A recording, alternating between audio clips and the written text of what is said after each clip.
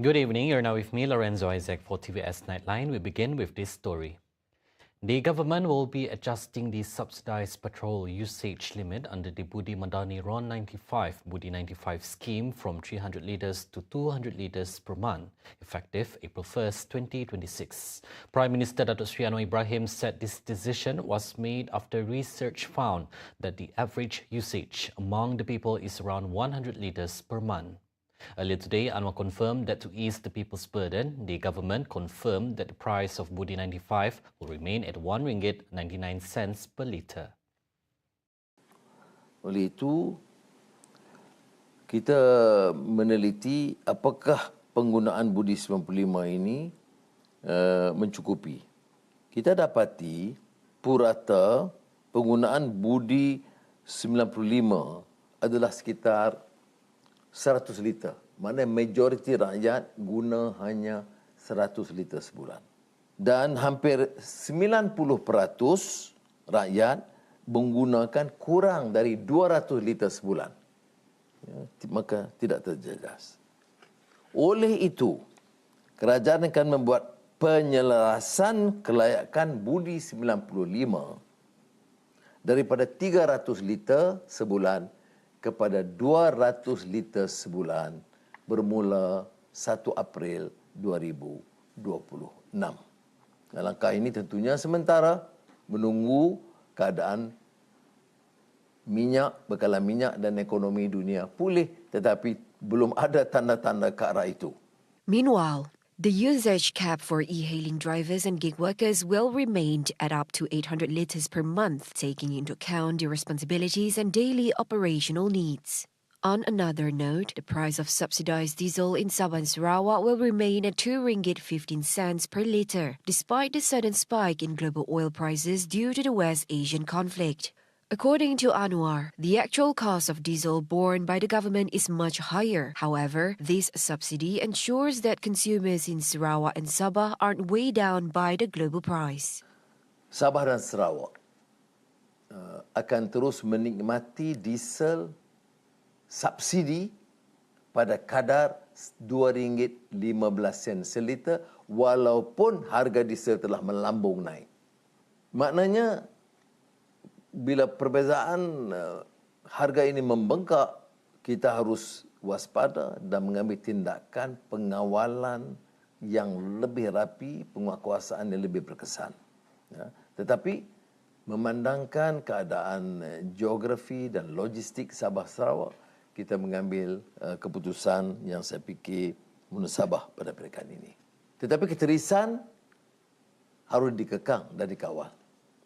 Maka kita akan mula menghadkan pengisian untuk ketika ini seperti berikut. Kenderaan ringan pengangkutan darat awam, barangan dan persendirian. Maksimum 50 liter setiap pembelian. Beli banyak, bocor. Kenderaan pengangkutan darat awam dan barangan tidak melebihi 3 tan, maksimum 100 liter setiap pembelian. Malaysia and China are strengthening their strategic partnership, committing to closer security cooperation amid a volatile global environment.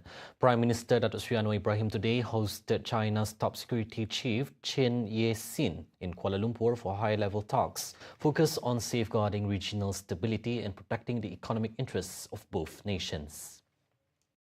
The discussions delve into bilateral defense and security issues as both sides navigate a rapidly shifting geopolitical landscape. In a statement released on Thursday, Anwar stresses that the current global tensions required close collaboration between Kuala Lumpur and Beijing to maintain regional security. This visit marks Chen Ye-sin's first official mission to Malaysia this year, highlighting the importance Beijing places on its diplomatic ties with the country. Anwar signals optimism that the strengthened partnership will yield concrete progress across multiple sectors.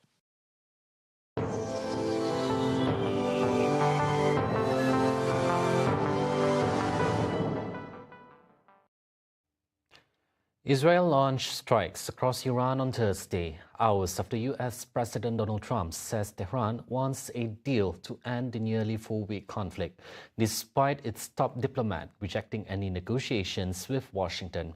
The conflict continues to widen, drawing in countries across the Middle East, rattling energy markets and raising concerns over the global economy.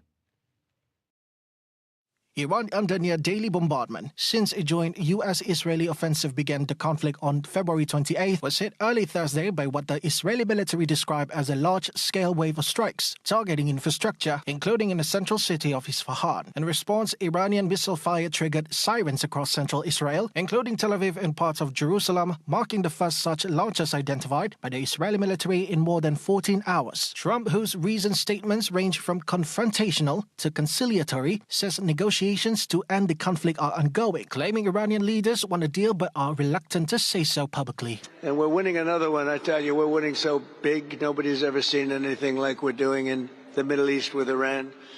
And they are negotiating, by the way, and they want to make a deal so badly, but they're afraid to say it because they figure they'll be killed by their own people. They're also afraid they'll be killed by us. There's never been a head of a country that wanted that job less than being the head of Iran. I don't want it. Iran's Foreign Minister Abbas Araghchi dismisses the claim, insisting Tehran is not engaged in any negotiations. در حال حاضر سیاست ما ادامه مقاومت هست، ادامه دفاع از کشور هست. بنای مذاکره نداریم. تا الان هیچ مذاکره هم صورت نگرفت. و به نظرم که موضوع ما کاملا اصولی و روشن. میخوام عرض بکنم این که گاهی پیام‌های تبادل بشه از طریق کشورهای دوست یا از طریق بعضی از افراد مختلف. این نه اسمش گفتگو هست نه اسمش مذاکره است. Meanwhile, two officials in Islamabad say Pakistan conveyed a 15-point US proposal aimed at halting the fighting to Tehran. However, Iran's state media reports that the proposal received a negative response. At the White House, Press Secretary Caroline Leavitt says Trump is prepared to take further action if no agreement is reached. China's top diplomat Wang Yi says signs that both sides may be open to talks offer a glimmer of hope for de-escalation. The ringgit continues to weaken, trading at around 3 ringgit 99 against the US dollar, nearing the psychological 4 ringgit level on Thursday. Bank Muamalat Chief Economist Dr. Muhammad Asmanizam Abdul Rashid says the local currency's decline is driven by concerns over the conflict in Iran, which is weighing on global market sentiment. He says the geopolitical tensions are significantly impacting global fuel supply, particularly shipping routes through the Strait of Hormuz, a vital channel for oil and gas shipments to Asia.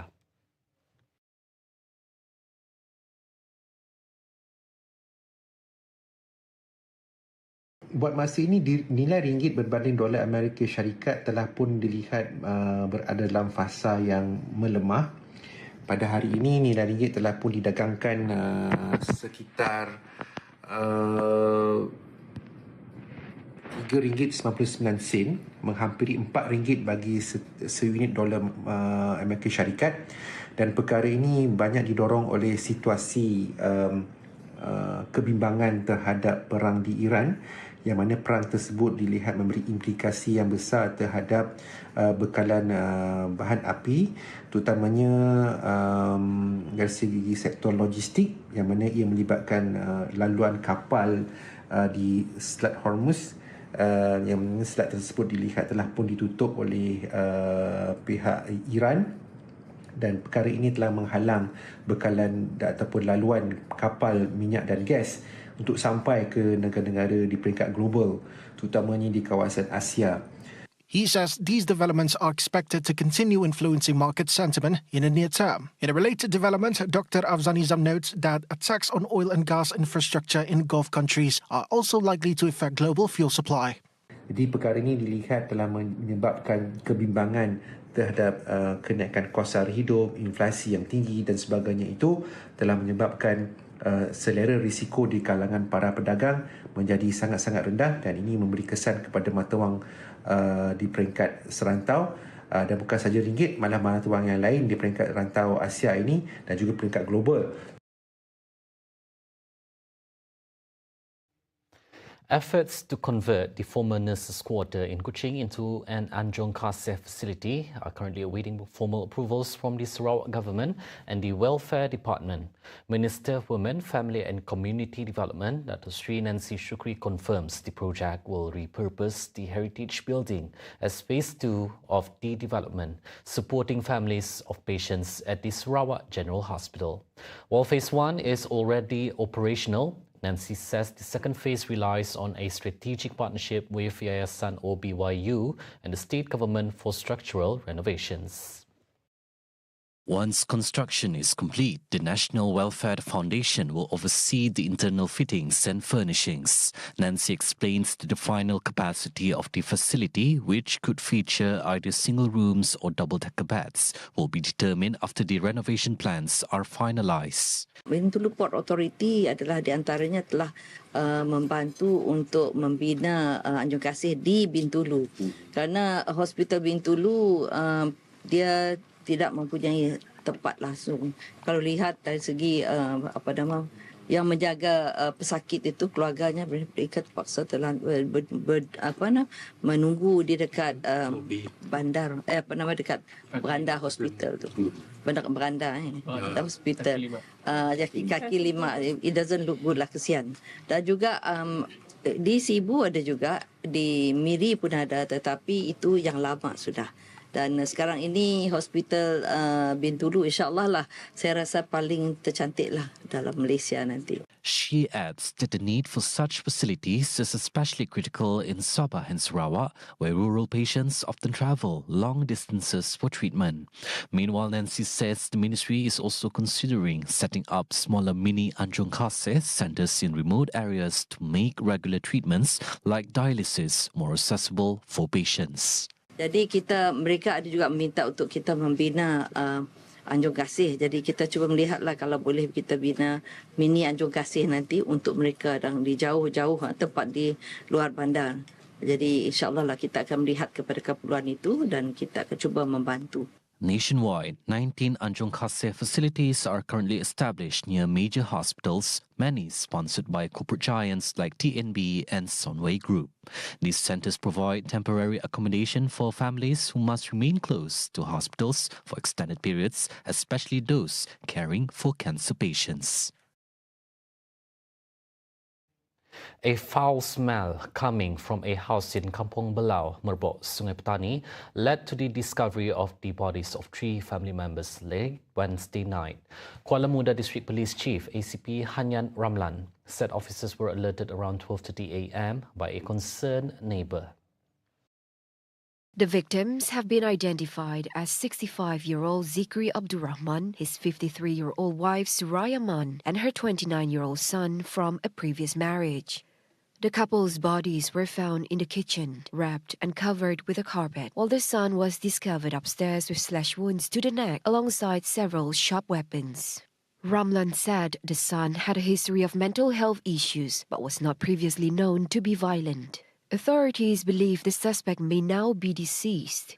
All 3 bodies have been sent to Sultana Bahia Hospital in Alusitar for post-mortem, and the case is being investigated under Section 302 of the Penal Code, with further forensic and witness inquiries ongoing. Those were the updates on TVS Nightline. I'm Lorenzo Isaac. Thank you for watching and have a good night.